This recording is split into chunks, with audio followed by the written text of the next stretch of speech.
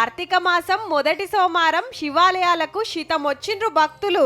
శివయ్యకు పాలాభిషేకాలు జలాభిషేకాలు చేసిండ్రు. గుడి ముంగట కార్తీక దీపాలు ముట్టించి మొక్కులప్ప చెప్పిండ్రు. ఎంలాడ రాజన్న గుడికి ఎగిలివారక ముందే లైన్లు కట్టిండ్రు. గుండంల తానాలు చేసి భీమేశ్వర ఆలయంల దర్శనం చేసుకొని రాజన్నకు కోడలు కట్టేసిండ్రు. యాదాద్రిలా కాలు వెట్ట సందు లేదు. గుడి మండపంలా సత్యనారాయణ స్వామి వ్రతాలు జరిగినాయి. సోమశీలల సోమనాథునికి మొక్కులప్ప చెప్తే చెరువుగట్టు రామలింగేశ్వరుని గుడికాడ జాతర సాగింది. మేము ఎంతో ఆనందకరంగా ఇక్కడ అభిషేకం అర్చనలు అన్నీ చేసుకొని మేము చాలా సంతోషంగా ఉంటాము.